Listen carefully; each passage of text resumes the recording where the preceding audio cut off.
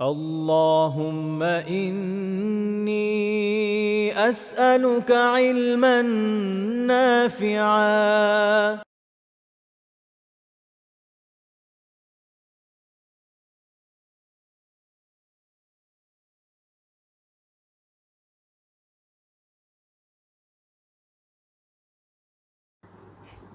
إن الحمد لله نحمده ونستعينه ونصلي على رسوله الكريم وعلى آله وصحبه أجمعين أما بعد আল্লাহ তাআলার অনেক মেহেরবানি যে আমরা আবার দর্স করতে পারছি। আমি একটু অসুস্থ থাকায় আর কি আপনাদের আগের দিনে দর্সটা হয়নি।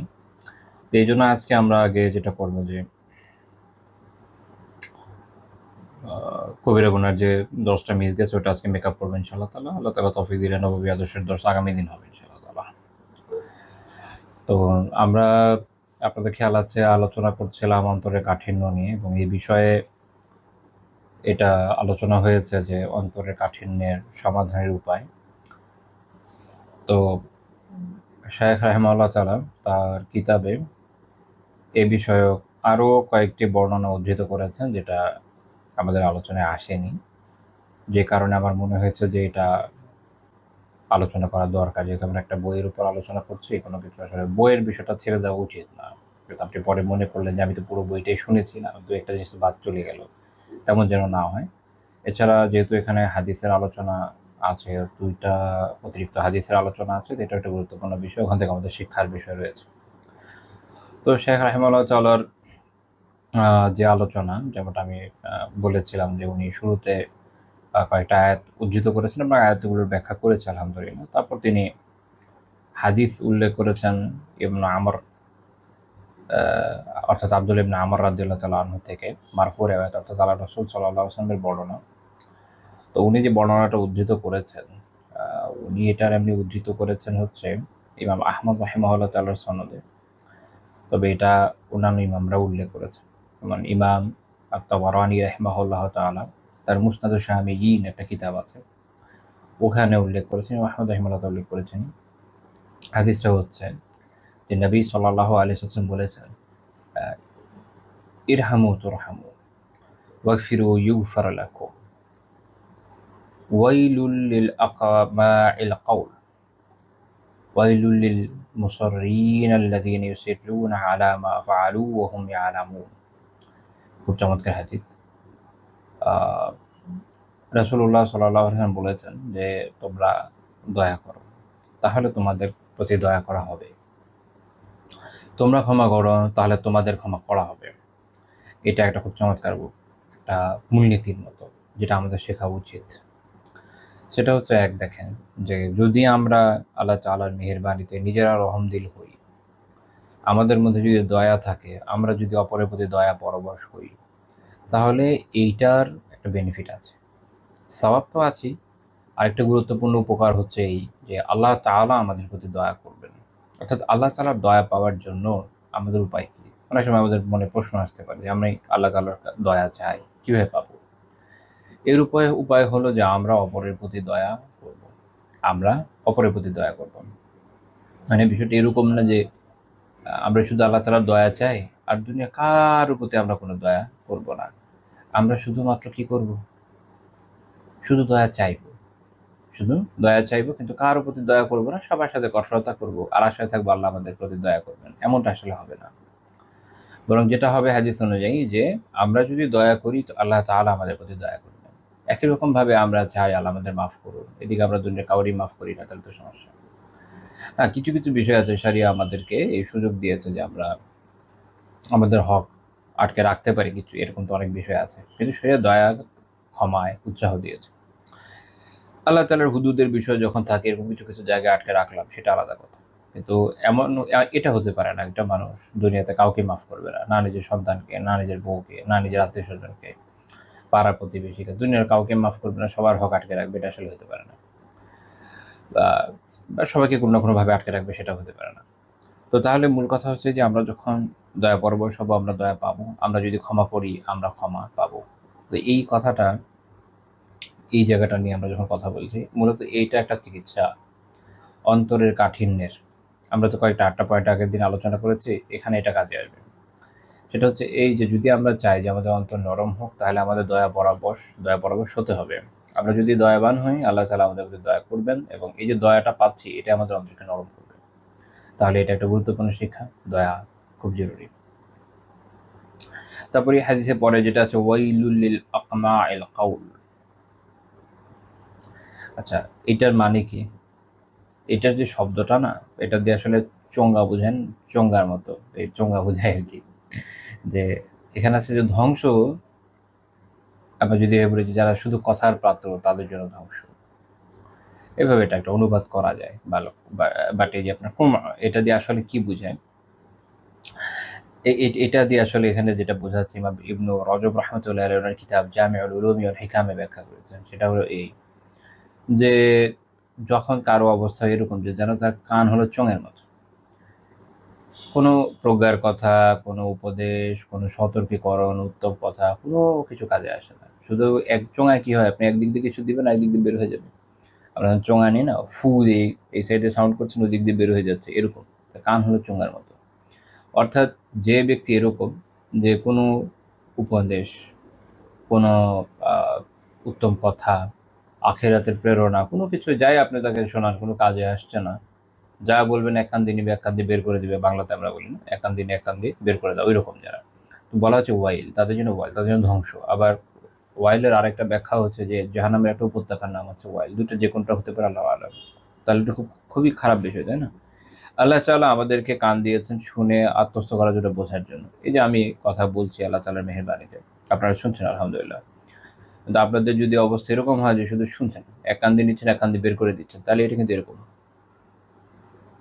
এটা হচ্ছে এরকম আকমাউল কাউল, এরকম হওয়া যাবে না। এমন ব্যক্তির জন্য ধ্বংস। এক তো হচ্ছে আল্লাহ রাসূল সাল্লাল্লাহু আলাইহি ওয়াসাল্লাম বললেন যে তার জন্য ধ্বংস। এটা দুইটা অর্থে হতে পারে। এক, যে এটা কোনো খবর হতে পারে যে সে ধ্বংস হবে। আরেকটা হতে পারে যে আল্লাহ তাকে ধ্বংস করবেন। দুইটা অর্থে হতে পারে। আর স্বাভাবিকভাবে যদি চিন্তা করেন যে কেন এই ধরনের মানুষ ধ্বংস হয়, এটার একটা যৌক্তিক ইয়েও পাবেন, একটা এক্সপ্লেনেশনও পেয়ে যাবেন। দেখেন, আমরা যে শুনি তা যদি আমরা আমাদের জীবনে কাজে লাগাই, তাহলেই না ওইটা কাজে আসে। আর যদি শুধু শুনে যাই কিন্তু আমাদের অন্তরের কোনো প্রভাব না পড়ে, আমরা কাজে না লাগাই, আমাদের জীবনের কোনো প্রভাব নাই থাকে, তখন ওইটা শোনায় তো আসলে কোনো বেনিফিট নেই। বরং আপনি আপনার সময় অপচয় করছেন, শ্রম, মেধা অনেক কিছুই অপচয় করছেন। অর্থ অপচয় করা হয় কখনো, কখনো। তো এদিক দিয়েও তো ক্ষতি আছে। এটা হচ্ছে মানে আপনি যদি লজিক্যাল একটা এক্সপ্লেনেশন চিন্তা করেন। তো আমরা তো যেভাবে আছে এভাবেই বুঝি। আমি বুঝালাম এইটার জন্য যে এটা আপনি ২ দিক থেকেই চিন্তা করতে পারেন, এবং ২ দিকেই এটার ফলাফল দেখা যায়, দৃশ্যমান ফলাফল, যে কেন এই ধরনের লোকের জন্য আসলে ধ্বংস। তারপরে রাসূলুল্লাহ সাল্লাল্লাহু আলাইহি ওয়াসাল্লাম এরপরে তাদের বিষয়ে বললেন যে যারা হচ্ছে তারপর তিনি বললেন যে ওয়াইলুল লিল মুসাররিন আল্লাযীনা ইউসিরুনা আলা মা ফাআলু ওয়া হুম ইয়ালামুন। তাদের জন্য ধ্বংস, তাদের জন্য ওয়াইল, যারা তাদের যেটা কৃতকর্ম জেনে শুনে, তারা জেনে তার উপর ওই কৃতকর্মে অটল থাকে, জেনে কৃতকর্মে অটল থাকে। অর্থাৎ এমন না যে সে অজ্ঞ, জানে না, এমন না। অর্থাৎ ইমাম সানাআনী রাহিমাহুল্লাহ তাআলা ওনার কিতাব তানবীর শারহুল জামি' আস-সগীরে ব্যাখ্যা করছেন যে এটা মানে হচ্ছে এটা সেই ব্যক্তি যে তার যে কাজে, যেটা সে হয়তো ভালো কাজ করছে না, ফাআলুল কাবিহা, সে কোনো নিকৃষ্ট কাজ করেছে, তারা কোনো নিকৃষ্ট কাজ করেছে, করে এইটা পুনরায় করার জন্য এর উপর অটল আছে, এমন ব্যক্তি যারা। তো এমন লোক যারা যারা কোনো গুনার কাজ করছে, কোনো ধরনের অশ্লীল কাজ করছে, নিকৃষ্ট ধরনের যে কোনো কাজ করছে, এখন তাকে আপনি যতই উপদেশ দেন না কেন কোনো লাভ হয় না। সে এক কান দিয়ে নিচে, এক কান দিয়ে বের করে দিচ্ছে, এবং সে ওই অপকর্মে, ওই গুনাহে, ওই খারাপ কাজে অটল অবিচল রয়েছে, কোনোভাবেই ছাড়ছে না। এবং সে জানে ওয়াহুম ইয়ালামুন, সে জানে, তারা জানে যে এটার জন্য শাস্তি আছে। সে জানে এটা একটা কবিরা গুনাহ, সে জানে এটা খারাপ কাজ, এটা করণীয় নয়, এটা বর্জনীয়, কিন্তু সে এটার মধ্যে রয়েছে। কাজেই সে যদিও জানে, তারপরে সে এটাকে ছাড়ছে না। তো এই ধরনের ব্যক্তির ক্ষেত্রে রাসূলুল্লাহ সাল্লাল্লাহু আলাইহি ওয়াসাল্লাম কি বললেন যে তার জন্য ধ্বংস। তাহলে আমাদের এখানে কয়েকটা শিক্ষার বিষয় আছে। এক, রহম করতে শেখা। দুই, ক্ষমা করতে শেখা। তিন হচ্ছে এই চোঙার মতো কান হলে হবে না, বরং নিজেকে শেখাতে হবে। আমি যা শুনছি, যা জানছি, তা যেন আমি বুঝি এবং আমল করি, সেই চেষ্টাটা আমাদের করতে হবে। ৪ নম্বর হচ্ছে যে যখন আহ, কোনো পাপের বিষয়ে জানতে পারছি আমরা যেটা আমি একটা গুনার কাজ করে ফেলছি, তখন এটাতে অটল থাকা যাবে না, বরং যত দ্রুত সম্ভব এই পাপ থেকে বের হয়ে আসতে হবে। নত ধ্বংস অনিবার্য, নত ধ্বংস অনিবার্য। আর যখন আপনি প্রত্যেকটা কাজের বিপরীত করবেন, তখনই আপনার অন্তরটা কি হবে? নরম হবে। আপনি দয়া করবেন, আপনার প্রতি দয়া করা হবে, আপনার অন্তর নরম হবে। আপনি মানুষকে যখন ক্ষমা করতে শিখবেন, দেখবেন অন্তর নরম হয়ে গেছে। তো আমরা যখন সবার প্রতি অনেক বেশি ক্ষোভ নিয়ে থাকি, স্বাভাবিকভাবে অন্তর কঠিন হয়ে যায়। মানুষের অন্তর কঠিন হওয়ার একটা বড় কারণ হচ্ছে অযথা তর্ক বিতর্ক, ঝগড়াঝাটি, মারামারি, হানাহানি। আমাদের আসলে দেশের পারিপার্শ্বিক অবস্থাটা এরকম যে আমরা সবাই মানে সকালে যখন বাসা থেকে বের হই, একটা যুদ্ধংদেহী ভাব নিয়ে বের হই, যে আজকে সারাদিন আমার খুব যুদ্ধ করতে হবে। রিক্সা থেকে নিয়ে, বাস থেকে নিয়ে, অফিসের কলিগ থেকে নিয়ে, দুনিয়ার সব জায়গায় যুদ্ধই করতে হবে। স্বাভাবিক আমাদের মন মেজাজ এরকম গরম হয়ে থাকে যখন আমরা রাতে বাসায় আসি। আমাদের মধ্যে আল্লাহ তালা যাদেরকে হেদায়েত নামের বস্তুটা দিয়েছেন, আলহামদুলিল্লাহ, তারা তো যাচ্ছে যাই হোক কোনোভাবে এটা হজম করে যায়। যাদের দেয় নাই তারা বিভিন্নভাবে এর বহিঃপ্রকাশ ঘটায়। তার মধ্যে একটা হচ্ছে যে বাসায় এসে বউ, বাচ্চা কাচ্চা যারে পারে তারে পিটাই ফেলে। তো এটা হওয়ার কারণ কি? এটা হওয়ার কারণ হচ্ছে যে তার আহ, অন্তর কঠিন হয়ে যাওয়া। এই কাঠিন্যের বড় কারণ হচ্ছে যে পরিবেশ। এখন এই পরিবেশের মধ্যে আপনি আপনার অন্তরকে যদি নরম করতে চান, অবশ্যই আপনার এই গ্রহণ করার ক্যাপাবিলিটিটা তৈরি করতে হবে উপদেশের।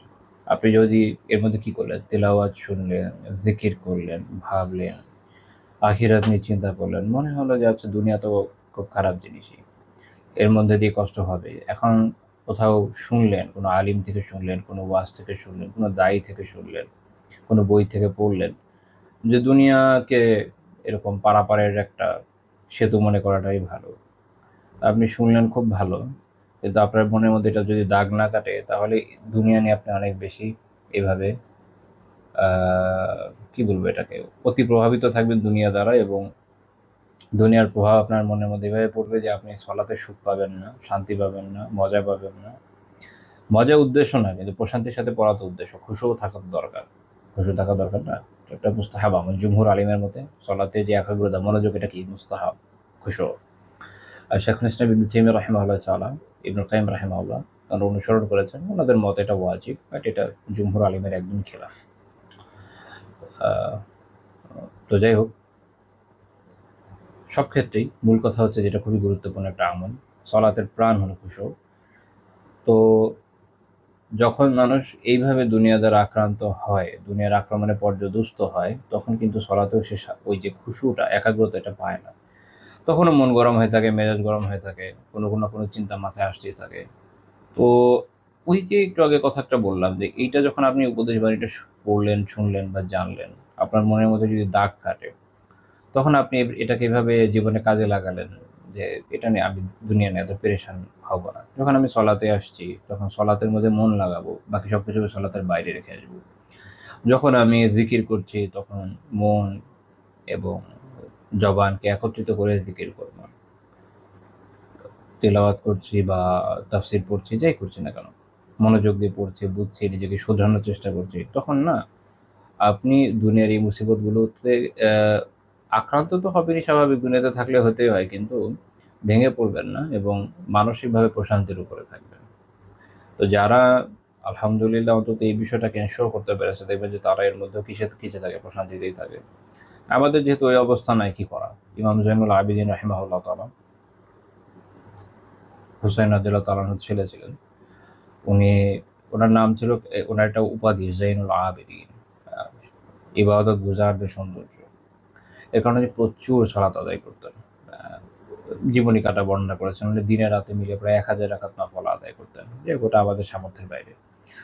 তবে উনি যেটা, ওনার একটা ঘটনা আমি বলার জন্য আসলে এই প্রসঙ্গটা অবতারণা করলাম। উনি একবার বাসায় ছিলেন, বাসায় আগুন লেগে গিয়েছে।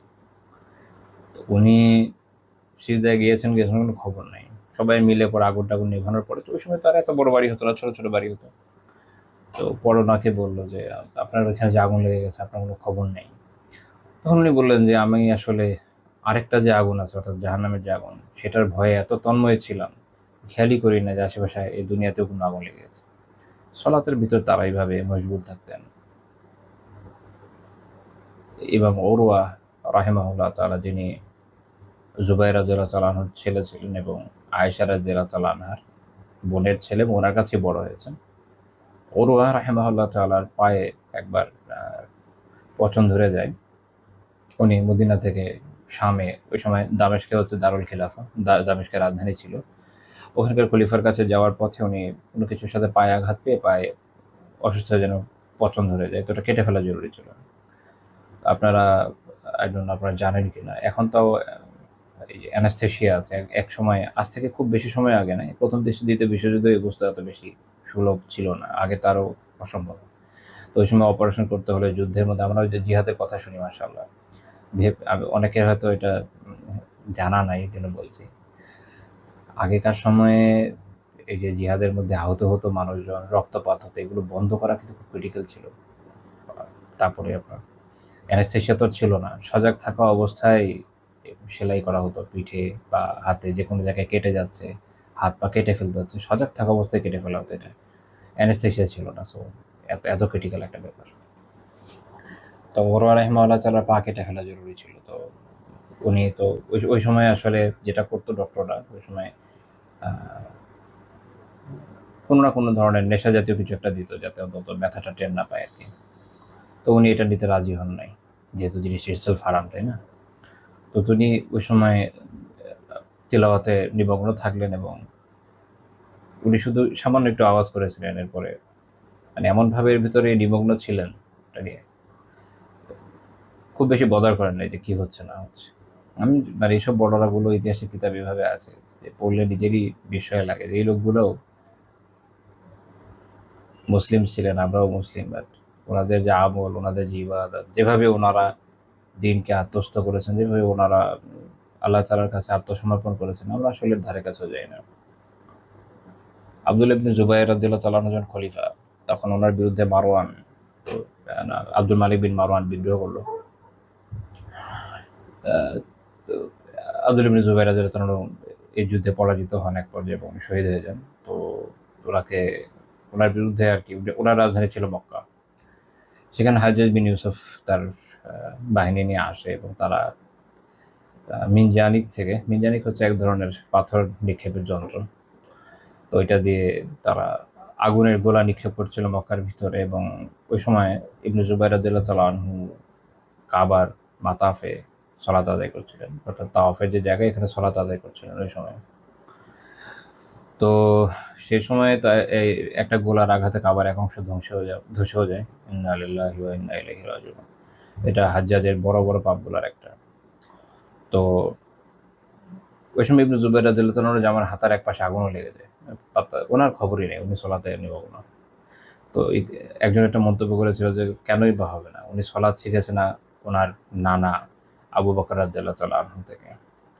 এটা আমার কাছে অসাধারণ লেগেছিল এই কথাটা। ঠিক, সলাত একটা শেখার বিষয়, দেখতে হয়, বুঝতে হয়। দোয়া একটা শেখার বিষয়, দেখতে হয়, বুঝতে হয়। সালাফের বিভিন্ন ইমামের জীবন থেকে আমরা দেখি যে ওনাদের অনেক এমন ছাত্র ছিলেন যাদের একটা বড় উদ্দেশ্যই ছিল তাদের কাছে শুধু ইলম শেখা নয়, আদব শেখা, ইবাদত শেখা, ইবাদতের যে নিমগ্নতা এটা শেখা। তো এটা এমন একটা বিষয়, আসলে সাহচর্য দেখা, এর মাধ্যমে বোঝা যায়। নয়তো দেখা গেল আপনি এমন একটা অঞ্চলে থাকেন যেখানে মানুষ, মসজিদে ধরেন ইমাম সাহেব 3.5 মিনিটে 4 রাকাত শেষ করে ফেলেন, ওখানে আপনি আসলে খুশুর সাথে, অত্যন্ত একাগ্রতার সাথে কিভাবে সালাত আদায় করবেন, কিভাবে শিখবেন? সালাফের অনেকের জীবনীতে পাবেন যে জীবনীকাররা লিখছেন যে তিনি সলাতে দাঁড়ালে মনে হতো যেন একটা কাঠ দাঁড়িয়ে আছে, অর্থাৎ এমন একাগ্রতার সাথে দীর্ঘ একটা রাত পড়ে যেতেন যে মনে হতো যে একটা কাঠ।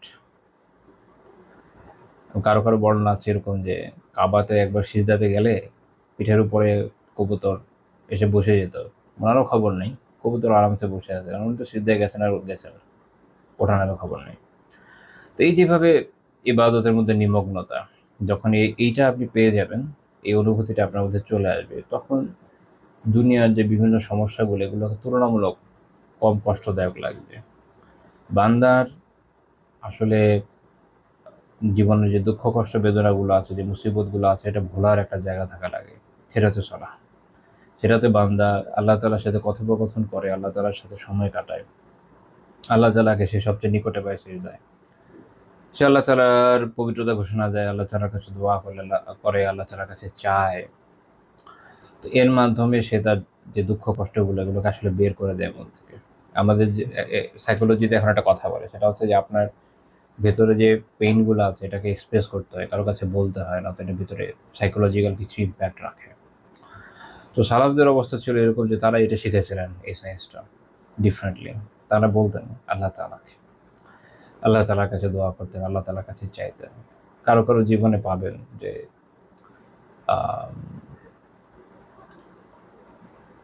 ঈশার সলাতের পরে যে 2 হাত তুলেছেন আল্লাহ তাআলার কাছে দোয়া করতে করতে ফজর হয়ে গেছে। এইভাবে দোয়া, এই যে চাওয়া আল্লাহর কাছে, এটা একটা শেখার বিষয়, একটা আত্মস্থ করার বিষয়। তো এর ফলে তাদের ওই পেরেশানিটা আমরা দেখি না তেমন, তাদের মধ্যে দেখা যায় না। আর আমাদের সমস্যা হচ্ছে আমরা তো ভাই বলতে পারি না। আমাদের কাছে সলাত অনেক ক্ষেত্রে, দোয়া অনেক ক্ষেত্রে রসমি বিষয় হয়ে গেছে। আল্লাহ তাআলা মাফ করেন। আর দোয়া রসমি বুঝেন? হাত তুলেছে কয়েকজন মিলে মাশাআল্লাহ, একজন এই বলছে, আরেকজন আমিন আমিন বলছে, শেষ। মানে আবার কি করে, আমি দেখি খারাপ লাগে যে দেখবেন যে এভাবে হাত তুলে এভাবে করতেছে, এভাবে করতেছে, এইদিকে তাকাচ্ছে, ওইদিকে তাকাচ্ছে। না, দোয়া আসলে দোয়ার পর্যায়ে থাকে নাই, একটা একদম সবসময় সবাই করে, আমিও করি টাইপের অবস্থা হয়ে গেছে। তখন আপনি আসলে ওইভাবে নিজেকে প্রকাশ করতে পারবেন না, বরং নিজের মনের যে গভীর ভাবগুলা, এগুলোকে যদি আল্লাহ তাআলার কাছে প্রকাশ করতে পারেন, ওই সাইকোলজিক্যাল বুস্টারটা আপনি পাবেন, আপনার মন প্রশান্ত হয়ে যাবে। এটা সালাফদের মধ্যে ছিল, তাদের এই রিলেশন আল্লাহ তাআলার সাথে ছিল, এবং আমাদের মধ্যে নাই। That's the problem. তো দুনিয়ার যে দুঃখ কষ্ট যাতনাগুলো আছে, এগুলো যখন আপনি আল্লাহর কাছে বলতে পারবেন, যখন আপনি সলাতে নিমগ্ন হতে শিখবেন, যখন আপনি এভাবে দোয়া করতে পারবেন আল্লাহ তাআলার কাছে, তখন আপনার অন্তর প্রশান্ত হবে, তখন আপনার অন্তর নরম হবে। তো কাজে ওই যে চোঙা হলে হবে না। এই যে কথাগুলো বললাম, সালাফের জীবনী পড়লেন, হাদিস পড়লেন, আয়াত পড়লেন, তাফসির পড়লেন, সেটা যখন বুঝবেন, আত্মস্থ করবেন, ওটা নিয়ে ভাবতে শিখবেন, তখন আপনি আর ওই চোঙায় পরিণত হলেন না। আর তখন যেটা হবে যে তখন আপনার অন্তরটা নরম হবে। আমরা এই জন্য দেখি যে আল্লাহ জানে যে কি পরিমাণ সালাফের জীবনে এই ঘটনা আছে। যদি আল্লাহ আমাকে কখনো তৌফিক দেন, হয়তো আমি একত্রিত করার কিছু হলেও চেষ্টা করবো ইনশাআল্লাহ। বাট এটা একটা বিশাল কাজ। সেটা হচ্ছে যে সালাফের অনেকের জীবনে আপনি এটা পাবেন যে এক আয়াত নিয়ে এমনভাবে তাদাব্বুরে পড়ে গেছেন, তেলাওয়াত করছেন, করতে করতে একটা আয়াত এসে উনি এমনভাবে এটা নিয়ে তাদাব্বুর শুরু করেছেন, ভাবনা চিন্তা শুরু করেছেন, হয়তো কেঁদেই যাচ্ছেন বা গভীর চিন্তা ভাবনা করছেন, যে করতে করতে সারা রাত পার হয়ে গেছে। মুয়াজ্জিন যখন আযান দিয়েছেন তখন টের পেয়েছেন যে রাত তো চলে গেছে। আর ওই সময় তার মানে আমাদের মতন ঘড়ির ইস্যু ছিল না।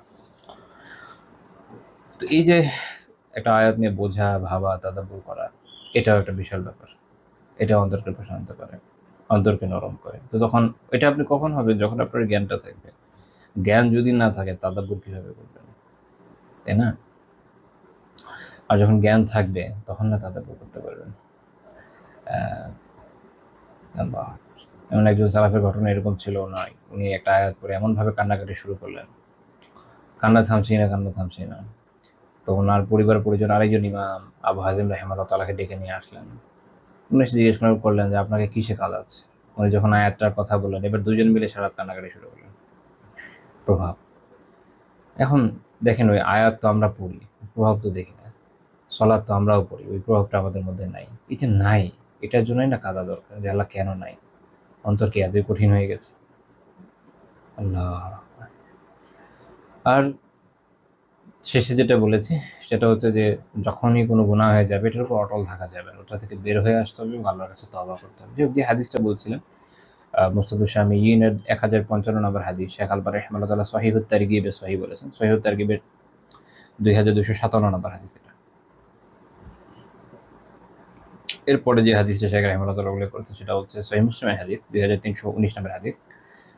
রাসূলুল্লাহ সাল্লাল্লাহু আলাইহি ওয়াসাল্লাম বলেছেন যে মাল্লা ইয়ারহামিন নাস লা ইয়ারহামহুল্লাহু আযজা ওয়া জাল্লা। আগেরটার সাথে সম্পৃক্ত বলা যায় একটা, যে মানুষের প্রতি দয়া করে না, যে মানুষের প্রতি দয়া করে না, আল্লাহ আযজা ওয়া জাল্লা তার প্রতি দয়া করেন না। তো তাহলে আল্লাহ তাআলার দয়া পেতে হলে আমাদেরকে কি করতে হবে? মানুষের প্রতি দয়াবান হতে হবে। মুল্লা আলী কারি রাহিমাহুল্লাহ তাআলার ব্যাখ্যায় বলছেন যে এটা থেকে বোঝা যায় যেটা একটা হচ্ছে এটা হচ্ছে ইখবার, অর্থাৎ আম, এখানে আল্লাহ রাসূল সাল্লাল্লাহু আলাইহি ওয়াসাল্লাম এই বিষয়টা আমাদের জানিয়েছেন। কি জানিয়েছেন? যে যখন কেউ এই বান্দার প্রতি দয়া করছে না, আল্লাহ তাআলা তার প্রতি দয়া করবেন না। আর আরেকটা হচ্ছে যেটা দোয়াও হতে পারে, অর্থাৎ যেন উনি এভাবে বলছেন যে যে মানুষের প্রতি দয়া করে না, হে আল্লাহ আপনিও তার প্রতি দয়া করেন না, এভাবে দোয়া করা। আল্লাহ আলম, দুইটা ব্যাখ্যাই ঠিক আছে, কারণ একটা শব্দ অনেক সময় দুইটা বিষয় বহন করে। তো উভয়টাই আমাদের জন্য খুবই খুবই চিন্তার বিষয়, তাই না? তাহলে আমাদের কি করতে হবে? দয়া করতে হবে, এবং এই দয়াটা সবার জন্য আম। ইমাম নওয়াবী রাহিমাহুল্লাহ তাআলা সহিহ মুসলিমের ব্যাখ্যায় বলছেন যে উলামা বলেছেন যে হাযা আম, এটা ব্যাপক, এই বিধানটা কি ব্যাপক। এটা বাচ্চাদের প্রতি রহমতও হতে পারে, বা যে কোনো ক্ষেত্রে, মানে বাচ্চাদের প্রতি রহম করা, দুনিয়ার যে কোনো বিষয়ের প্রতি রহম করার মধ্যে পড়তে পারে। ইমাম ইবনু বাত্তাল রাহিমাহুল্লাহ তাআলার উদ্ধৃত ইমাম মুবারকপুরী রহমতুল্লাহি আলাইহি তুহফাতুল আহওয়াযিতে উল্লেখ করেছেন যে এই যে রহমত, এটা সকল লিজামিল খালক, সকল সৃষ্টির জন্য পরিব্যাপ্ত। অর্থাৎ একটা হচ্ছে মানুষের জন্য বোঝা যাচ্ছে, বাট ওভারঅল অন্যান্য জায়গা থেকে বোঝা যায় যে রহমতটা আগের জায়গা থেকে আমরা কি বলি, ওখানে নাস মানুষের কথা আছে, কিন্তু আরো বর্ণনা আছে যেটা থেকে বোঝা যায় যে দয়াটা না সব ক্ষেত্রে পরিব্যাপ্ত, সব ক্ষেত্রে। কেন? যেমন ইমাম আত-তাবারানী রাহিমাহুল্লাহ তাআলা ওনার কিতাব আল মুজামুল কাবীর একটা হাদিস উল্লেখ করেছেন, 2497 নম্বর হাদিস, মান লা ইয়ারহাম মান ফিল আরদি লা ইয়ারহামুহু মান ফিস সামা।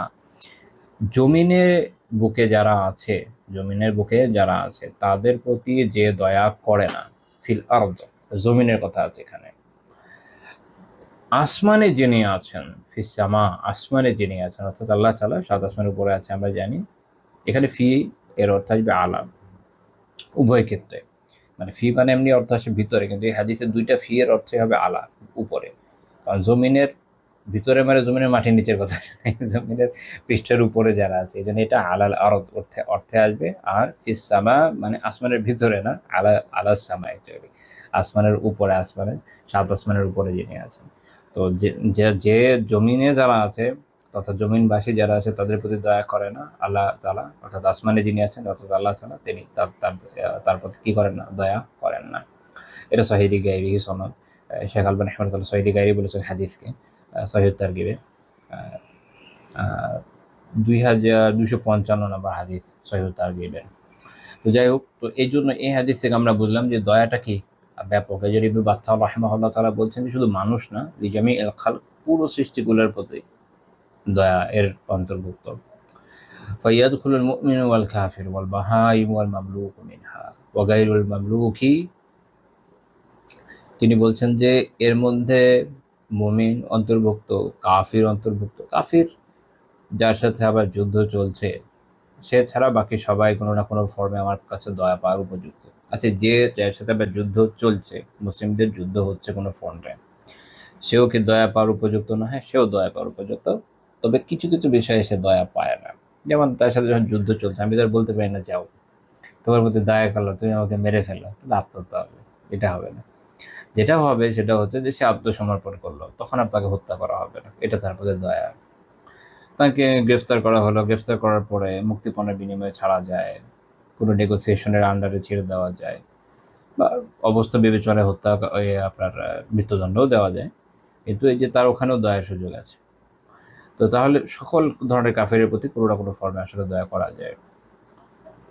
যারা যেসব চতুষ্পদ জন্তু আছে, চতুষ্পদ জন্তু, আমাদের এটা দুঃখের বিষয়, দয়া জিনিসটা আমাদের, আমি জানি না এটার এভাবে কিভাবে হলো যে আমাদের যেটা হয় যে ছোটবেলা থেকে আমরা দেখি যে বাচ্চা কাচ্চারা নির্দয় হতে শিখে বিভিন্ন প্রাণীর সাথে নির্দয়তা প্রদর্শনের মাধ্যমে, হয় কুকুরের সাথে, নয় বিড়ালের সাথে, বা যে কোনো প্রাণীর প্রতি যেটা ক্ষতিকর নয় সেটার প্রতি নির্দয় হওয়ার কোনো মানে হয় না।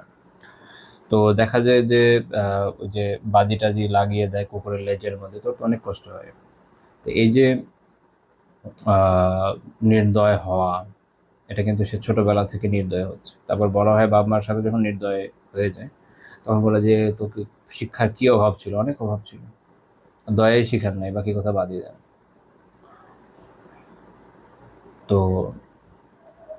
পশু, সেটা গরু হোক, ছাগল হোক, কুকুর হোক, বিড়াল হোক, ভেড়া হোক, মহিষ হোক, উট হোক, ঘোড়া হোক, যে কোনো পশু, তাদের প্রতি যে দয়া করা, এটাও এর ভেতর পড়ে। তাহলে এদের প্রতি দয়া করাটা জরুরি।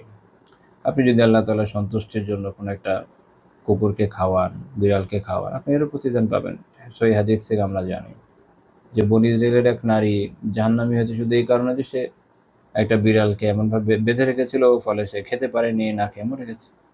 ছেড়ে রাখলে তো সে কিছুটা কিছু হলেও শিকার করে খেয়ে নিত। আবার একজন পাপিষ্ঠা, সে শুধুমাত্র একটা কুকুরকে অত্যন্ত তৃষ্ণার সময়, খরার সময় পানি খাওয়ানোর মাধ্যমে জান্নাতি হতে পেরেছে। এটা এত বড় আমল। অবশ্যই ঈমান জরুরি। এই জন্য বনী ইসরাইলের কথা বলা হয়েছে যে ওই সময় তারাই মুসলিম ছিল। তো দেখা গেছে এটা এত বড় নেক আমল হয়েছে যে অন্যান্য পাপ পিছনে পড়ে গেছে। এখান থেকে আমাদের শিক্ষা নেওয়া দরকার। আমরা তো মনে করি যে, আল্লাহ জানে কেন মনে করি যে, মনে হয় যে প্রাণীগুলোর প্রতি দয়ার কিছু নাই, অনেক কিছু আছে। পুরো গোটা প্রাণীগুলি দয়ার উপযুক্ত, যাদের প্রাণ আছে। তারপরে উনি বলছেন যারা দাস, যে দাস না, সবার প্রতি। এবং এটার মধ্যে হতে পারে যে খাবার খাওয়ানো, পানি পান করানো। তো উনি খুব গুরুত্বপূর্ণ একটা কথা বলেছেন যে তাখফিফ ফিল হামাল, সেটা হচ্ছে যে বোঝা দেওয়ার ক্ষেত্রে এটা হালকা করা। সেটা যেমন হতে পারে যে কোনো প্রাণীকে আপনি বোঝা বহন করাচ্ছেন, খেয়াল রাখতে হবে যেটা যেন তার সীমার বাইরে চলে না যায়। দেখা গেল এমন কোনো প্রাণীর কাছে এমন বোঝা চাপালেন যেটা সে নেওয়ার উপযুক্ত নয়, তার ওই সক্ষমতা নাই, এটা তার অত্যন্ত কষ্ট হচ্ছে, তাকে ঠিকমতো পানি খাওয়ানো হচ্ছে না, ঠিকমতো খাবার খাওয়ানো হচ্ছে না, দানা পানি বলে না বাংলায়, তখন এটা এই রহমের বিপরীত হয়ে গেল। তো যখন যখন কোনো প্রাণীকে আপনি এভাবে খাবার দিচ্ছেন, পানি দিচ্ছেন, তার বোঝা হালকা করছেন, এটা অনেক বড় রহমত। আবার একই রকমভাবে আপনার অধীনস্থ কর্মচারী যারা, তাদেরকে, আমাদের হয় কি যে কমন একটা কথা আছে যে টাকা দিয়েছি না, তো টাকা দিয়েছি বলে কি এহসান বিক্রি করে দিতে হবে? টাকা দিয়েছি, তাহলে আমার এখন যেটা করতে হবে, অফিস আওয়ার যা আছে তার থেকে আরো 2 ঘন্টা বেশি খাটাইতে হবে, পরিবার বলে কিছু থাকা যাবে না, এবং মানুষ তো মানুষ না, তাকে রোবটের মতো খাটাতে হবে। এটা তো ইনহিউম্যান। কিন্তু এটা পুঁজিবাদের প্রভাব। দুঃখের বিষয় কি জানেন, এই যে পুঁজিবাদের প্রভাব না, এটা দিনী সেক্টর এ থেকে বাইরে না। যারা বিভিন্ন ইসলামিক ইনস্টিটিউশনগুলোতে চাকরি বাকরি করে, পরিচিত যারা আছে, কথা বলে দেখতে পারেন যে কী ধরনের ইনহিউম্যান প্র্যাকটিস ওই জায়গাগুলোতে আছে। প্রচুর খাটাখাটনির পরে কত অল্প বেতন পায়। আবার কোনো কোনো জায়গায় এমন অদ্ভুত অদ্ভুত রেস্ট্রিকশন আছে যে অন্য কোথাও থেকে যে নিয়ে কিছু করে খাবে ওই সুযোগও নেই।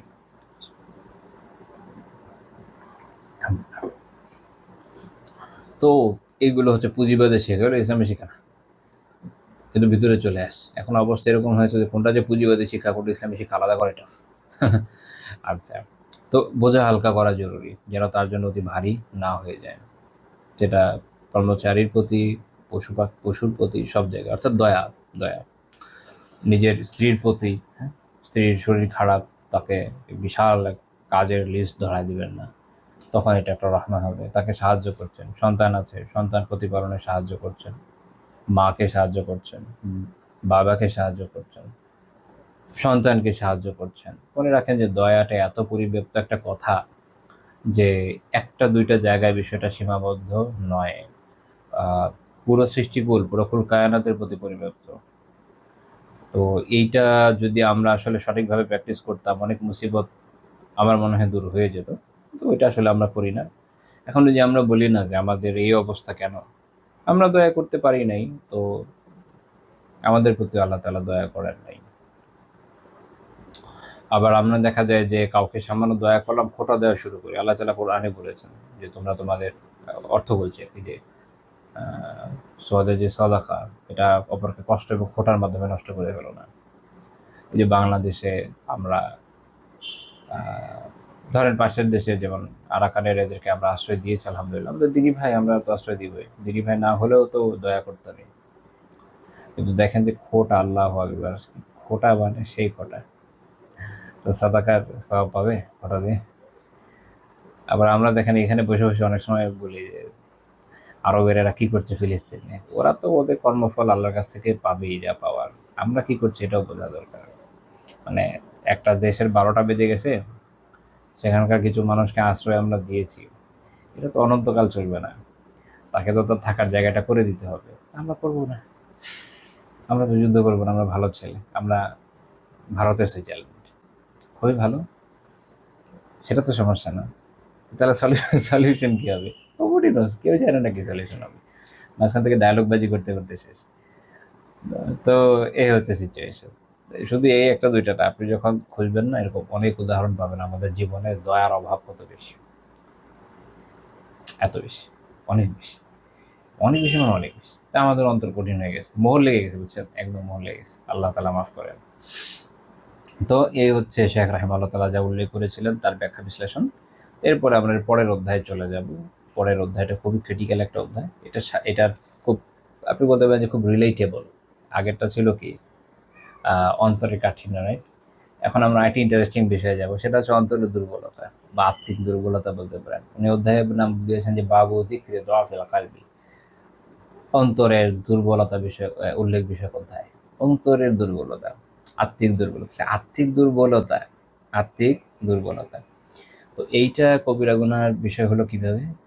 এটা হচ্ছে যে যে মানুষের যখন যখন অন্তর দুর্বল হয়, আত্মিকভাবে সে দুর্বল হয়, আমরা কিন্তু আরেকটা চ্যাপ্টারে ঢুকে গেছি, তখন কি হয় জানেন? ব্যক্তির ইমান দুর্বল হয়।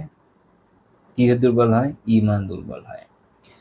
ফলে সে কি করে? সে গুনাহ থেকে বাঁচতে পারে না। এই যে একটা মানুষ, সে কোনোভাবে নিজেকে গুনাহ থেকে বাঁচাতে পারছে না, সে গুনার মধ্যে পড়েই যাচ্ছে। আগেকার সময়ে গুনাহ তো ছিলই, গুনাহ তো এমন না যেগুলো নতুন আসছে দুনিয়াতে, কম বেশি ম্যাক্সিমাম গুনাহ একই জিনিস, বিভিন্ন ফরম্যাটে সামনে আসে। ধরেন আগে যেটা মানুষ জুয়া খেলতো কোনো জায়গায় গিয়ে, ওইটা এখন মোবাইলে খেলে, মানে গুনাহ তো একই না? আগে মানুষ এই যাত্রাপালায়, আমাদের অঞ্চলে, বাংলাদেশ অঞ্চলে যাত্রাপালায় আরও দু একটা জায়গা ছিল, আবার এক এক অঞ্চলে এক এক নামে পাওয়া যায়, সেখানে গিয়ে মানুষের নাচ গান দেখতো, এখন মোবাইলে দেখে। জিনিস কি, ফরম্যাটটা চেঞ্জ হয়েছে যে আপনি কীভাবে পাচ্ছেন। তো আগে এই বিষয়টা তুলনামূলক সহজ ছিল, যে সামাজিক চাপ ছিল, পারিবারিক চাপ ছিল, চাইলে অমুক জায়গায় যাওয়া যেত না, কে কোথায় যায় এগুলো মানুষ এমনভাবে খেয়াল রাখতো।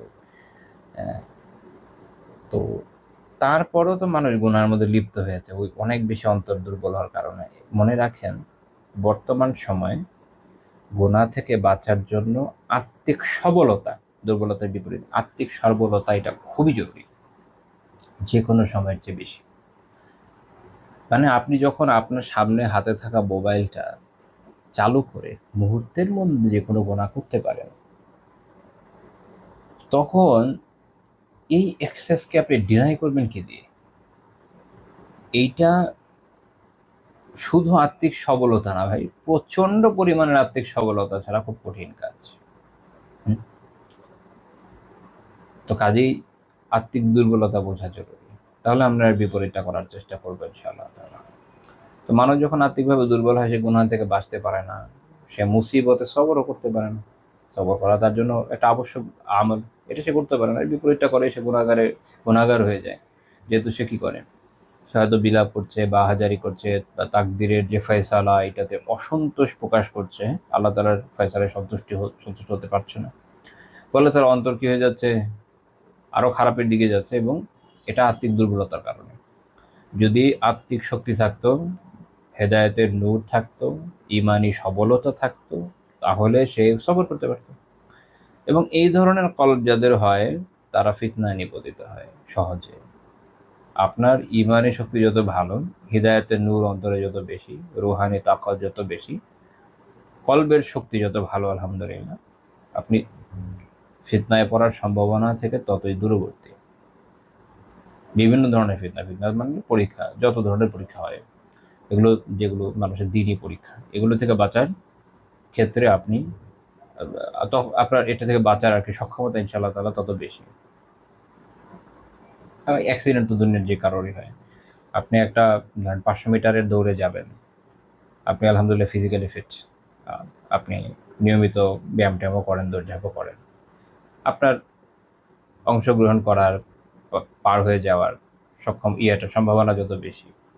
আরেকজন যে এই অবস্থায় নাই, যার অনেক ধরেন কোলেস্টেরল লেভেল অনেক হাই, হাঁসফাঁস করে বেচারা, বা অ্যাজমা আছে, দৌড়ের অভ্যাস জীবনেও নাই, মোটা, তার তো আসলে পাশ করার সম্ভাবনা ততই কম। বাট অ্যাক্সিডেন্ট হতে পারে, যে খুব ভালো দৌড়াচ্ছে তারও পায়ের নিচে কোনো পাথর এসে যেতে পারে, তাই না? সে স্লিপ কাটতে পারে, পানি থাকতে পারে, তাই না? বা দৌড়াতে দৌড়াতে অনেক সময় অনেক কিছু হয়, যে মানুষের লিগামেন্টে আঘাত লাগে, আরো কত কিছু হয়। এগুলো হচ্ছে দুর্ঘটনা যে কেউ শিকার হতে পারে, এটা ভিন্ন কথা, কিন্তু নিজের একটা যোগ্যতা তো থাকা লাগে। তো আত্মিক দুর্বলতা আপনার যত বেশি হবে, এইসব বিভিন্ন ধরনের ফিতনা ফাসাদে নিপতিত হওয়ার সম্ভাবনা তত বেশি হবে। আল্লাহ তাআলা আমাদের হেফাজত করেন, আমিন। আল্লাহ তাআলা কোরআনে এই বিষয়টাকে বিভিন্ন জায়গায় মুযাম্মাত বা নিন্দা করেছেন।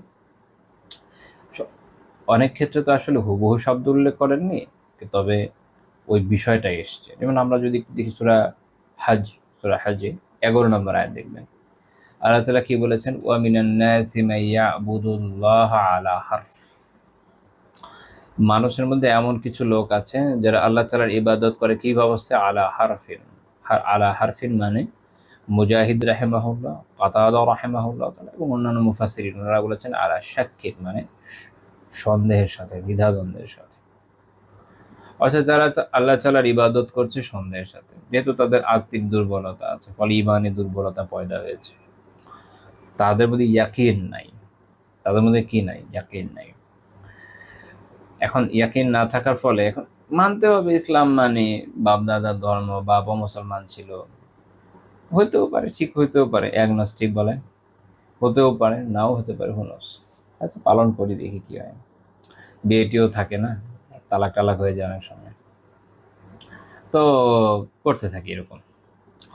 আল্লাহ তাআলা বলেন ফাইন আসাবাহু খায়রুন ইতমাআন্না বিহি, যদি তার কোনো কল্যাণ হয় তাতে প্রশান্ত হয়। এ ধরনের লোকদের দেখবেন আলহামদুলিল্লাহ ভালো চলছে, খুবই হ্যাপি, আন্তঃপ্রশান্ত, ইসলাম অনেক ভালো রিলিজিয়ন, সবাইকে পরামর্শ দেবে, হ্যাঁ এই করেন, এই করেন, আমি এই করে এই ফল পেয়েছি, এই পেয়েছি, ওই পেয়েছি। আসলে মুসিবতে পড়লে وإن أصابته فتنة انقلب على وجهه خسير الدنيا والآخرة ذلك هو الخسران المبين। আর যদি তার কোনো বিপর্যয় হয়, কোনো ফিতনা এসে পড়ে যায়, তাহলে সে কি হয়, তার যে আসল চেহারা সেটাই ফেরত যায়।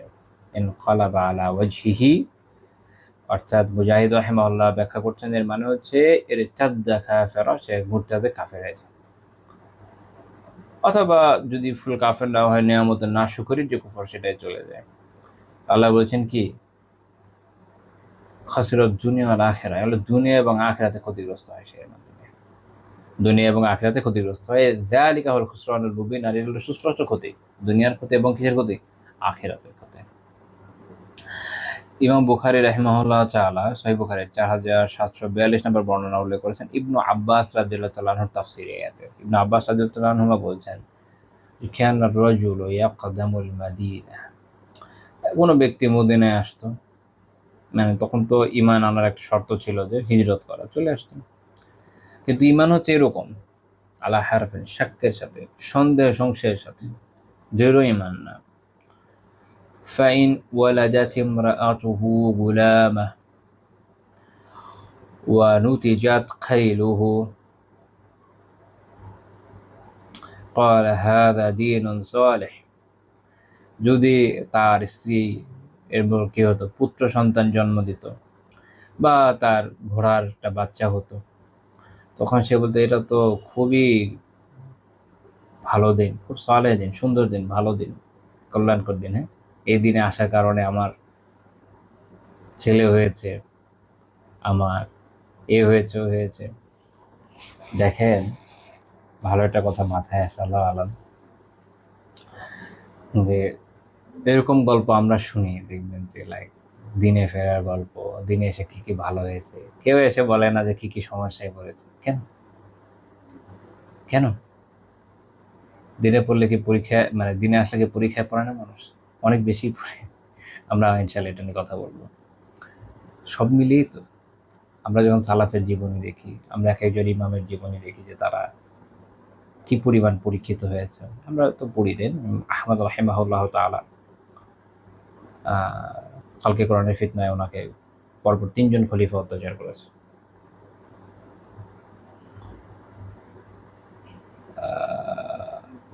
তাকে একবার 43টা চাবুক মারা হলো। এক একজন জল্লাদ 2টা করে চাবুক মারতো, টায়ার্ড হয়ে যেত, মানে এত জোরে মারতো, নিজেরাই 2টা করে মেরে টায়ার্ড হয়ে যেত। এরপর আবার একজন আসতো, সেও 2টা করে মেরে টায়ার্ড হয়ে যেত, এত জোরে জোরে মারা হয়েছে তাকে।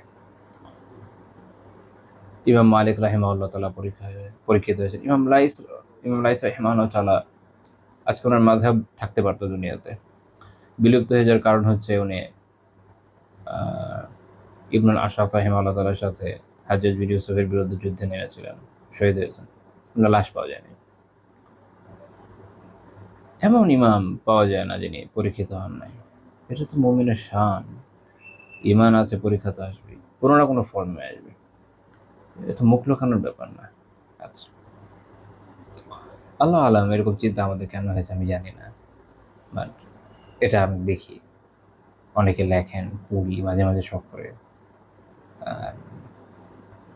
লুকোচুরি কিছু নেই, নবীরাও পরীক্ষিত হয়েছে, এটাই স্বাভাবিক। তো তারপর ইবনে আব্বাস রাদিয়াল্লাহু আনহু বলছেন যে যদি এরকম হতো যে তার স্ত্রীর গর্ভে পুত্র সন্তান না হতো, যদি তার ঘোড়ারও বাচ্চা না হতো, সে কি বলতো, হাদা দীনুন সু, একটা মন্দ দিন। অর্থাৎ বেনিফিট পেলে দিন ভালো, বেনিফিট না পেলে দিন খারাপ। অনেকের হচ্ছে এই অবস্থা, বিভিন্ন ওয়াজায়েফ পড়বে, এই পড়বে ওই পড়বে, কেন উদ্দেশ্য হচ্ছে এই বেনিফিট পাওয়া। সবচেয়ে বড় বেনিফিট হচ্ছে আখিরাতের কল্যাণ, আখিরাতে মুক্তি, ওইটা পাচ্ছি কিনা এটা হলো বড় কথা। আল্লাহ তাআলার সাথে সম্পৃক্ত হওয়া, তার সাথে সম্পর্ক কায়েম করা, দুনিয়ার জীবনের চেয়ে সুখের কি আছে। পাচ্ছেন তো, কিন্তু এই যে অনুভূতিটা, এটা নাই কেন? আত্মিক দুর্বলতার কারণে। তাহলে অন্তরের দুর্বলতা, এটা এই জন্য একটা খারাপ বিষয়। সূরা আনকাবুতের 10 নম্বর আয়াতে আল্লাহ তাআলা বলেছেন, ওয়া মিনান নাসি মান ইয়াকুলু আমান্না বিল্লাহ, মানুষের মধ্যে কিছু লোক এমন আছে যারা বলে যে আমরা আল্লাহর প্রতি ঈমান এনেছি। ফাইদা উযিয়া ফিল্লাহ, যখন তারা আল্লাহর ব্যাপারে কষ্ট পায়, অর্থাৎ তাদেরকে কষ্ট দেওয়া হয়, পরীক্ষিত হয় আর কি,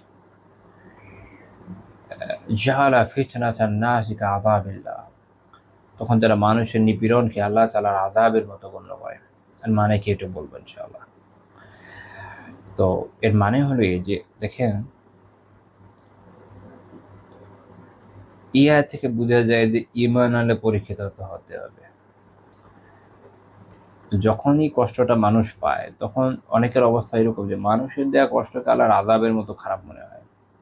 অর্থাৎ আল্লাহ তাআলার আযাবের ভয়ে যেভাবে কুফরি গুনাহ থেকে বিরত থাকা উচিত, এই বান্দা মানুষের দেওয়া নির্যাতন নিগ্রহের ভয়ে, হুমকি ধামকির ভয়ে ঈমান থেকে, নেক আমল থেকে বিরত হয়েছে, হয় কি না? ঈমান আনার পর যখন সে কাফিরদের হুমকি, মারধর, নির্যাতন এগুলোর সম্মুখীন হয়, তখন সে মনে করে যে এটা মনে হয় আল্লাহর শাস্তি, কাজেই সে কি করে, এটা থেকে দূরে সরে যায়। অথবা এটাও হইতে পারে আরেকটা অর্থ, যে সে এমন পেরেশান হয়ে যায় মানুষের দেওয়া বিভিন্ন সাজার সামনে, যেভাবে মানুষ আল্লাহ তাআলার আযাবের ক্ষেত্রে পেরেশান হওয়া যার তার জন্য বাঞ্ছনীয় ছিল, ওই পর্যায়ের হয়ে যায়। এখন দেখবেন যে অনেক মানুষ, আল্লাহ আমাকে, আপনাদেরকে, আমাদের সবাইকে দিনের হেদায়েত দেন, হেদায়েতের উপর কায়েম দায়েম রাখেন, ইস্তেকামাতের সাথে রাখেন। অনেক মানুষ আছেন যারা ভালো দিনের কথা তো বলতেন, আমরা দেখেছি যে বিভিন্ন সময়ে হয়তো জেলে গিয়েছেন, এলাকাতে সমস্যায় পড়েছেন, বাড়ি ছাড়া হয়েছেন, বিভিন্ন পরীক্ষায় পড়েছেন, পড়ার পরে মনে করেছেন এটা মনে হয় আল্লাহ তাআলার আযাব, ফলে এই বিষয়টাকেই ভুল মনে করেছেন, যে নিশ্চয়ই আমি ভুল বুঝেছি, অথচ আগের বার আপনি তো কিতাব থেকেই বুঝেছেন, তাহলে এইবার কি হইল? তো এটা মনে করে ওখান থেকে সে সরে যায় এবং হক বলা বন্ধ করে দেয়। মনে করে যে আল্লাহ তাআলার আযাব মনে হয়ে এসছে, কারণ আমি হয়তো ভুলেছিলাম, সে ওটার যাচাই বাছাই করে না, সে এক লাফে উল্টা দিকে চলে যায়, যে তাহলে বিপরীতটা ঠিক হবে। মনে রাখেন যে অনেক সময় একটার বিপরীতই সঠিক হয়ে যায় না, মাঝেও কিছু থাকতে পারে। অনেক সময় ব্যক্তির নিজস্ব আন্ডারস্ট্যান্ডিং ভুল হতে পারে, সেক্ষেত্রে তার উচিত এটা যাচাই করে দেখা। এটা অসম্ভব না, এটা হতেই পারে। আরেকটা বিষয় হচ্ছে যে এটা তো আল্লাহ তাআলার তরফ থেকে পরীক্ষা হতে পারে, যে আল্লাহ তাআলা আপনার মর্যাদাকে বুলন্দ করতে চান, আল্লাহ তাআলা আপনার গুনাহ খাতা মাফ করতে চান, তিনি পরীক্ষা নিচ্ছেন। কেন এটাকে আযাব মনে করছেন? নাও তো হতে পারে। বরং এই যে মানুষের দেওয়া ফিতনা, মানুষের দেওয়া দুঃখ কষ্টকে আল্লাহ তাআলার আযাব মনে করে একটা হককেই ছেড়ে দিচ্ছেন, এটা হলো ভুল। এই জায়গায় বেঁচে থাকা জরুরি। তো তাহলে মনে রাখেন যে যখন মানুষের আত্মিক শক্তিটা দুর্বল হয়, তখন সে এইরকম গুনার মধ্যে পড়ে যায়, যে মানুষের ফিতনা, মানুষের পরীক্ষাকে আল্লাহ তাআলা আযাবের সমপর্যায়ের মনে করে বসে, যেটা ইটসেলফ অনেক বড় ভুল। দুইটা এক নয়, কখনোই এক নয়। বরং আল্লাহ তাআলার আযাবের ভয়ে যদি এ থেকে বেঁচে থাকা যায়, সেটাই মূল কথা, সেটাই মূল চাওয়া। ইয়া আল্লাহ। আল্লামা শানকাইতি রাহিমাহুল্লাহ তাআলা আদওয়াউল বায়ানে ব্যাখ্যা করছেন, অর্থাৎ এর মানে হলো কুফফাররা মুসলিমদেরকে যে কষ্ট দেয়, এইটা কারোর জন্য এরকম ফিতনায় পরিণত হয়, যার ফলে সে দিন থেকে বের হয়ে যায়। আল্লাহ তাআলার কাছে আমরা আশ্রয় প্রার্থনা করি এই থেকে। তো এখন আমরা মূল বইটা একটু যদি দেখি, বইয়ে যে বিষয়গুলো নিয়ে কথা বলা হয়েছে, প্রথমে সূরা কাহাফের 14 নম্বর আয়াত শেখ রাহিমাহুল্লাহ তাআলা উল্লেখ করেছেন। আল্লাহ তাআলা বলছেন, ওয়ারাবাতনা আলা কুলুবিহিম, আসহাবুল কাহাফ যারা, তারা যখন হিজরতের জন্য উঠতে চাইলেন, তো তখন আল্লাহ বলছেন, ওয়ারাবাতনা আলা কুলুবিহিম, যে আমি তাদের অন্তরকে দৃঢ় করে দিলাম। আল্লাহ তাআলা বলছেন তাদের অন্তরকে দৃঢ় করে দিলেন, অর্থাৎ হিজরত করার কারণে নিজেদের আত্মীয় স্বজন থেকে পৃথক থাকবে, সুখ স্বাচ্ছন্দ্যের যে জীবন, এটা থেকে বঞ্চিত হবে ঈমান বাঁচানোর জন্য, তাই না? তো এটার যে ধাক্কাটা, এটা তো তাদের উপর আসছে। অন্তর যদি সুদৃঢ় না হয়, সম্ভব এটা পার হওয়া? সম্ভব না। এই জন্য আল্লাহ তাআলা বলছেন, ওয়ারাবাতনা আলা কুলুবিহিম, আমি তাদের অন্তরকে সুদৃঢ় করে দিলাম, যাতে তারা জীবনে যে বিপদ আপদ, এটাকে খুশি মনে বরণ করে নিতে পারে, এবং তাদের যে হক বলার দায়িত্ব, সেটা সাহসের সাথে, উৎসাহের সাথে পালন করতে পারে। তো তাহলে বুঝা গেল যে এর বিপরীতটা যেটা, ওটা পছন্দনীয় নয়, এটাই পছন্দনীয়। অন্তর সুদৃঢ় থাকা দরকার। ইমাম শানকাইতি রাহিমাহুল্লাহ তাআলা আদওয়াউল বায়ানে বলছেন যে, ওয়ায়ুফহামু মিন হাযিহিল আয়াতিল কারীমা আন্না মান কানা ফি তাআতি রাব্বিহি জাল্লা ওয়া আলা আন্নাহু তাআলা ইয়াকউই কলবাহু ওয়া ইউসাব্বিতুহু আলা তাহাম্মুলিশ শাদাঈদি ওয়াস সাবরিল জামিল। উনি খুব চমৎকার কথা বলেছেন। উনি বলছেন যে এই সম্মানিত আয়াত থেকে বোঝা যায় যে তার রব আযজা ওয়া জাল্লার আনুগত্যে থাকে, আল্লাহ তাআলা তার অন্তরকে সুদৃঢ় করেন। তাহলে অন্তরকে সুদৃঢ় করার উপায় হচ্ছে আল্লাহ তাআলার আনুগত্যে থাকা। তারপর তিনি বলছেন, এবং যে বিভিন্ন কঠিন পরীক্ষা যায়, সেটা সেটার মধ্যে, সেটা বহন করার ক্ষেত্রে, সেটার মধ্যে আল্লাহ তাআলা তাকে দৃঢ়পদ রাখেন। তাহলে পরীক্ষাগুলো পার হওয়ার জন্য, মুসিবতগুলোকে দূর করার জন্য যে দৃঢ়পদ থাকা আমাদের জন্য জরুরি, এটা আল্লাহ তাআলার পক্ষ থেকে আসে, এবং এটা তখন আসে যখন অন্তর দৃঢ় হয়। এবং আল্লাহ তাআলা তাকে কি দেন? সবরুল জামিল। সবরুল জামিল অর্থাৎ সুন্দর সবর, যেটা কাঙ্ক্ষিত সবর, সেই ধরনের সবরের তৌফিক দান করেন। তো এই আয়াতের যদিও খুব অল্প কথা, কিন্তু শিক্ষা অনেক গভীর। যখন আল্লাহ তাআলার মেহেরবানিতে কেউ হেদায়েতের পথে চলতে চায়, পরীক্ষা তো আসবে, সেইখানে দৃঢ় থাকার জন্য আল্লাহ তাআলার সাহায্য সমর্থন জরুরি, আর সেটার জন্য আল্লাহ তাআলার আনুগত্য অবিচলতাও জরুরি। এটা আসলে দুই দিক থেকে চলে, কেমিস্ট্রি। যে আপনি আল্লাহ তাআলার আনুগত্য করবেন, আল্লাহ তাআলার কাছে চাইবেন, তো আল্লাহ তাআলা আপনাকে দেবেন। এইটা তখন হবে যখন অন্তর সুদৃঢ় হবে। অন্তর যদি দুর্বল হয়, চাইবেনই না, তখন কি হবে? সুযোগ পেলে সবার আগে সে পালায় যাবে। হ্যাঁ, এটা হচ্ছে মুশকিল। এমন যেন না হয়। তাহলে অন্তর সুদৃঢ় থাকা দরকার। তারপরে শেখ রাহিমাহুল্লাহ আরেকটা আয়াত উল্লেখ করছেন, সূরা আনকাবুতের আয়াত 2 নম্বর 3 নম্বর আয়াত। যে এটা একটা খুব চমৎকার আয়াত। আল্লাহ তাআলা বলছেন যে, হাসিবান নাসু আইয়ুতরাকু আইয়াকুলু আমান্না ওয়া হুম লা ইফতানুন, অর্থাৎ মানুষ কি মনে করেছে যে তারা বল এটা শুধু বলবে যে আমি ঈমান এনেছি আর তাদেরকে ছেড়ে দেওয়া হবে, তারা পরীক্ষিত হবে না? অর্থাৎ মৌখিকভাবে ঈমান আনার পরে তাদের কোনো পরীক্ষা না নিয়ে এমনিই ছেড়ে দেওয়া হবে? মানুষ কি এরকম ধারণা করে? এটা ঠিক না। কারণ বাস্তবতা কি? তার মানে এর বিপরীতটা সঠিক। সেটা কি? তাদের জান মালে বিপদ আপদ দিয়ে অন্যান্য সমস্যা দিয়ে পরীক্ষা নেওয়া হবে, যাতে করে আসল নকল, সত্য মিথ্যা, মুমিন কাফের পার্থক্য হয়েছে। দুনিয়াতেই তো পার্থক্য হতে হবে, আখিরাতে তার আলাদা হিসাব হবে না। এইভাবে দুনিয়াতেই, মানে এটার মানে কি, আমি হয়তো মিসরিড করতে পারি, আমি বুঝাতে চেয়েছি যে দুনিয়াতে যা পার্থক্য হয়ে যাবে, যে মুমিন যে কাফের তার পার্থক্য হয়ে যাবে, যে ইমানদার কে বেঈমান পার্থক্য হয়ে যাবে, তার আমলের মাধ্যমে হয়ে যাবে, এই ফিতনাগুলোর মধ্যে পড়ার মাধ্যমে। তারপর এটার রেজাল্ট পাওয়া যাবে আখিরাতে। সেটা আলাদা কথা যে অনেক সময় মুনাফিকদের দুনিয়াতে বোঝা যায় না, কিন্তু তাদের যে আমলি পার্থক্যটা এটা দুনিয়াতেই হয়ে যায়। ওটা যারা সম্মানিত ফেরেশতারা আছেন লিখে ফেলেন যে এই আমল করেছে, এই আমল করেছে, আল্লাহ তাআলা আখিরাতে দিয়ে দিবেন যা দেওয়ার। তো দুনিয়া তো আমলের জায়গাটা, কাজে এইখানে তো পরীক্ষা হবে এবং এখানে আমলও হবে। তারপর আল্লাহ তাআলা বলেছেন ওয়ালাকাদ ফাতান্নাল্লাযীনা মিন ক্বাবলিহিম, আল্লাহ তাআলা বলছেন যে তাদের আগে যারা ছিল তাদেরকে তো আমি পরীক্ষা নিয়েছি। তার মানে সেটা এরকম না যে আমাদের নতুন পরীক্ষা নেওয়া হচ্ছে, এরকম না। সবসময়ই পরীক্ষা হয়ে গেছে। যে ইমানের দাবি করেছে পরীক্ষা দিতে হয়েছে না? ইব্রাহিম আলাইহিস সালামকে অগ্নিকুণ্ডে নিক্ষিপ্ত হতে হয়েছে না? বনী ইসরাইল তাদের সেই সময়কার ইমানের জন্য ফেরাউনের দ্বারা পরীক্ষিত হয়েছে না?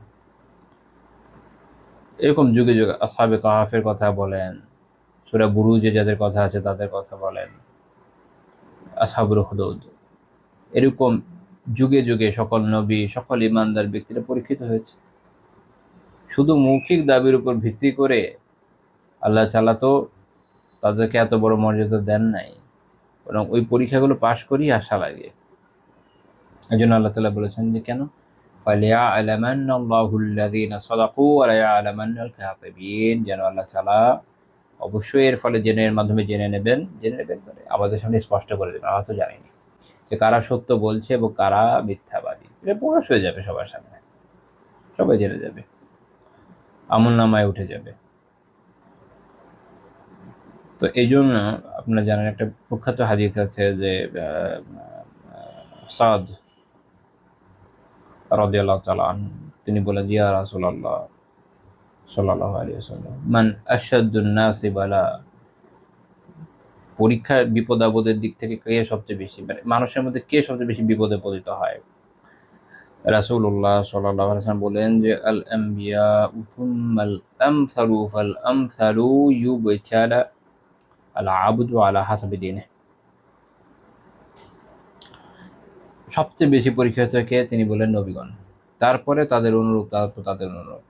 অর্থাৎ যত আপনি নবুয়তের নিকটবর্তী হবেন, অর্থাৎ যত বেশি কোরআন সুন্নাহর অনুসরণ করবেন, হক বলবেন, একদম 100-এর যত কাছে, মানে 100 তো আসলে পৌঁছানো যায় না, বাট যতটুকু আপনি আগাবেন, মানে আপনি যত নিকটবর্তী হতে থাকবেন পরীক্ষা তত বাড়তে থাকবে। তো তারপরে কি আপনি ওখান থেকে তাহলে যাবোই না? অনেকে বলে না যে শিখলে আমল করা লাগে, করলামই না আমল, না, তখন তো উল্টো হয়ে গেল। এই দুনিয়ার পরীক্ষা থেকে বাঁচলেন ঠিক আছে, আখিরাতে কি করবেন? মাফ নাই। ইচ্ছা করে কি আর এখান থেকে বাঁচা যায়? তো তার থেকে এই ভালো যে যত বেশি সম্ভব কোরআন এবং সুন্নাহকে অনুসরণ করা, যত বেশি সম্ভব রাসূলুল্লাহ সাল্লাল্লাহু আলাইহি ওয়াসাল্লামের শিক্ষার অনুসরণ করা। দুনিয়াতে তো একটু কষ্ট হবেই, কিন্তু আখিরাতটা, অনন্তকালের জীবন, সেটা শান্তির। এটা তো মূল পাওয়া, তাই না?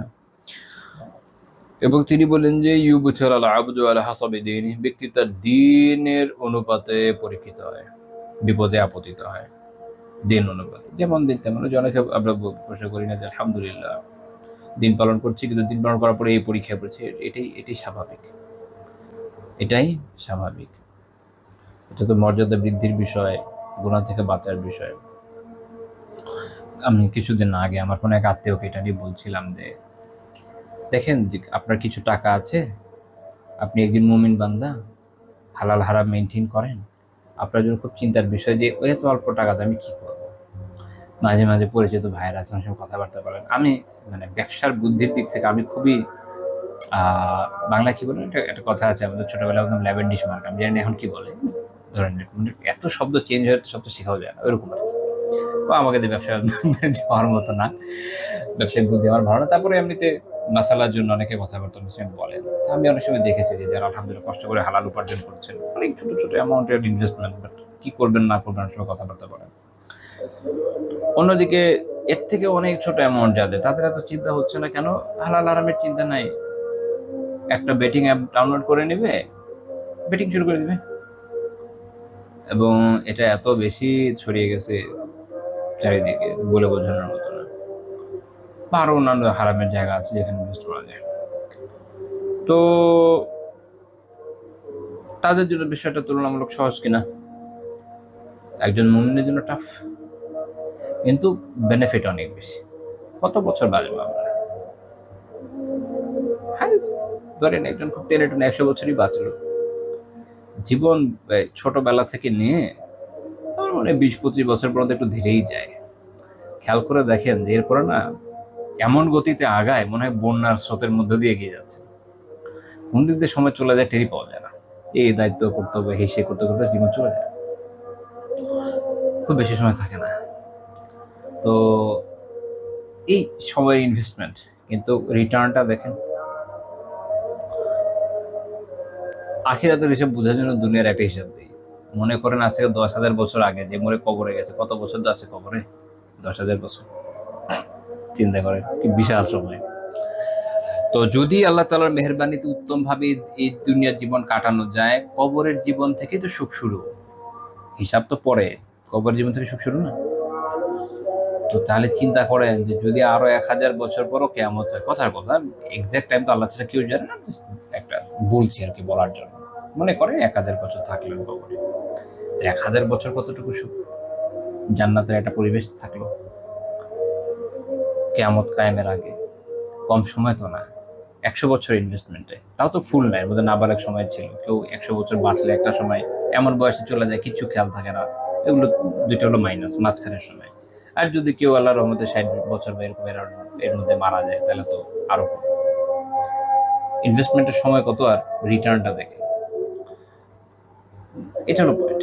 যে এভাবে যখন চিন্তা করবেন অনেক কষ্ট কম হবে, আমাদের তো চিন্তা করতে হবে। যাই হোক, মানুষ যখন দিনে থাকে স্বাভাবিক দিনে সে পরীক্ষিত হয়। এটা ইবনে হিব্বান রাহিমাহুল্লাহ তাআলা সহিহ ইবনে হিব্বানে উল্লেখ করেছেন। সহিহ ইবনে হিব্বানের 2889 নম্বর হাদিস শেখ আলবানী রাহিমাহুল্লাহ তাআলা হাসান বলেছেন। এ প্রসঙ্গে আরেকটা হাদিস আমরা উল্লেখ করতে পারি এটার সাথে প্রাসঙ্গিক হিসাবে, সেটাও সহিহ তারগিবে 3304 নম্বর হাদিস। যে আল্লাহ রাসূলকে জিজ্ঞেস করা হলো একই প্রশ্ন, তখন আল্লাহ রাসূল সাল্লাল্লাহু আলাইহি ওয়াসাল্লাম প্রথমে বললেন কি আল আম্বিয়া, সবচেয়ে বেশি পরীক্ষিত হয় কারা, বিপদ মুসিবতে কারা পড়ে? নবীগণ। আচ্ছা, যখন জিজ্ঞেস করা হলো যে সুম্মা মান, এরপর কারা, তিনি বললেন আল উলামা, আলিমগণ। আমার মনে আছে অনেক আগে আমি কথাটা বলেছিলাম, তো তখন আমি হাদিস উল্লেখ করি নাই, তাতে অনেকে মনক্ষুণ্ণ হয়েছে। মনক্ষুণ্ণ হওয়ার কিছু নেই। আলিমরা নবীদের ইলমের ওয়ারিস, শুধু ইলমের না, পরীক্ষার। আলিমরা নবীদের ইলমের মর্যাদা এবং পরীক্ষার ওয়ারিস, শুধুমাত্র জ্ঞানের ওয়ারিস নন, সামগ্রিকভাবে পুরোটারই ওয়ারিস। তো স্বাভাবিকভাবে আরেকটা থাকে আমল, আমলে তাদের একটা ভাগিদার আছে, সেটা হচ্ছে সালেহ, যারা নেককার। এই জন্য যখন জিজ্ঞেস করা হলো এরপর কারা, আলিমদের পর কারা, আল্লাহ রাসূল কি বলেন? সালেহ ও নেককাররা, নেককার। তো তাহলে নবীগণ, নবীর পরে উলামা, কারণ উলামার মধ্যে ইলম, নবীদের ইলম, নবীদের আমল, নবীদের তাকওয়া, পরহেজগারি, এগুলো সব আসে। স্বাভাবিক যে পরবর্তী পর্যায়ে তারাই সবচেয়ে বেশি পরীক্ষিত হবে। যত বেশি নবুয়তের নিকটবর্তী ইলম, আমল, পরহেজগারি, তাকওয়া থাকবে তত বেশি। আর যারা সালেহ নেককার, তাদের মধ্যে ইলমটা তো কম থাকে, নেক আমলের মধ্যে আছে, হালাল হারাম মেনটেন করছে, তো স্বাভাবিক এরা এর পরের স্তরে আসবে। অর্থাৎ নবুয়তে যত আপনার নিকটবর্তী হবে, নবুয়তের ইলম, আমল, তাকওয়া, পরহেজগারি, এগুলো যত নিকটবর্তী হবে পরীক্ষা তত বেশি। ঠিক আছে, তো এটা মনে রাখেন।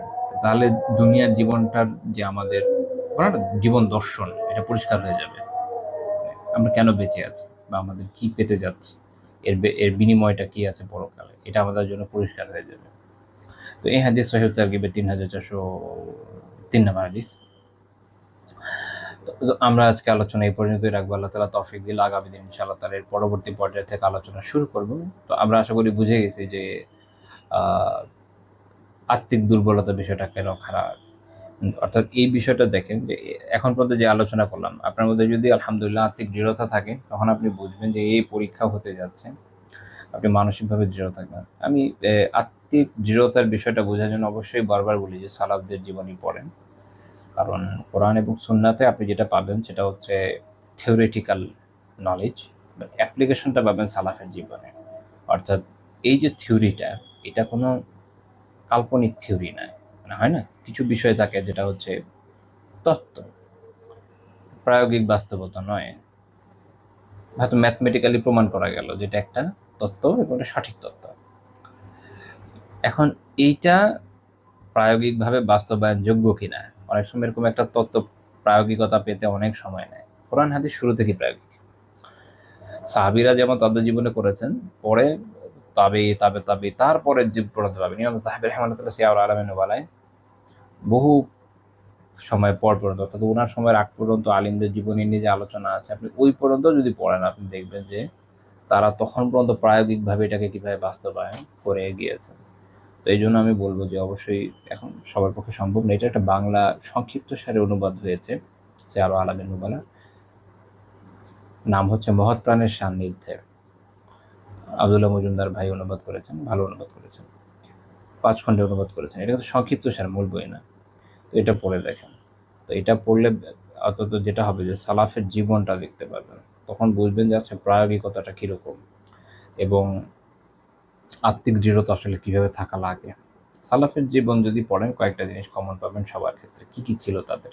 1, সুদৃঢ় ঈমান, তাকওয়া, ইলম, আমল, আমলে ইস্তেকামত, আমলের দৃঢ়তা। এখন এই প্রত্যেকটা বিষয়ের যদি এর সাথে আপনি যদি বলেন যে হালাল হারাম, ওইটা এর ভিতরেই চলে আসে, তাকওয়ার মধ্যেই চলে আসে। এই জন্য এই 5টা আপনি যদি দেখেন, 5টায় পাবেন কম বেশি। ঈমান, আমল, আমলের দৃঢ়তা, নিয়মিত থাকা, তারপর হচ্ছে ইলম, তাকওয়া। এই 5টা আমার জীবনের উপলব্ধি আলহামদুলিল্লাহ, আল্লাহর দান, যতটুকু বুঝেছি যে সালাফের জীবনে 5টা জিনিস ছিল। এবং এটা যদি আপনি আত্মস্থ করতে পারেন তো ইনশাআল্লাহ তাআলা তাদের পথে অনেকটুকু এগোতে পারবেন। এবং এটা করতে গেলে যে জিনিসটা দরকার সেটা হচ্ছে আত্মিক দৃঢ়তা। আল্লাহ তাআলা আমাদের বিষয়গুলো বোঝার এবং আমলের তৌফিক দান করেন। আমিন। সুবহানাকাল্লাহুম্মা বিহামদিকা লা ইলাহা ইল্লা আনতা আস্তাগফিরুকা ওয়া আতুবু ইলাইক।